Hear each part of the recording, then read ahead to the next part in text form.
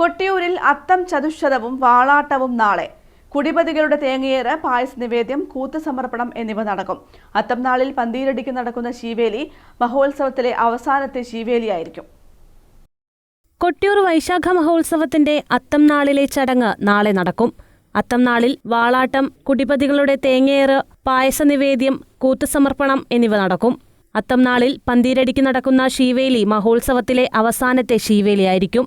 ശീവേലി സമയത്ത് ചപ്പാരം ക്ഷേത്രത്തിലെ 3 വാളുകളും എഴുന്നള്ളിച്ച് ഏഴില്ലക്കാരായ വാളശന്മാർ വാളാട്ടം നടത്തും. തിടമ്പുകൾ വഹിക്കുന്ന ബ്രാഹ്മണർക്ക് അഭിമുഖമായി 3 പ്രദക്ഷിണം വയ്ക്കും. തിടമ്പുകളിൽ നിന്നും ദൈവചൈതന്യം വാളുകളിലേക്ക് ആവാഹിക്കപ്പെടുമെന്നാണ് വിശ്വാസം. തുടർന്ന് കുടിപതികൾ പൂവറക്കും അമ്മാറക്കൽ തറയ്ക്കും മധ്യേയുള്ള സ്ഥാനത്ത് തേങ്ങയേറ് നടത്തും. 4ാമത് വലിയ വട്ടളപ്പായസം അത്തം നാളിൽ ഭഗവാന് നിവേദിക്കും. ഈ ദിവസം 1000 കുടം അഭിഷേകവും ഉണ്ടാകും. രാത്രിയിൽ പൂജയോ നിവേദ്യങ്ങളോ ഉണ്ടാകില്ല. അന്നേ ദിവസം കൂത്തുസമർപ്പണവും നടക്കും.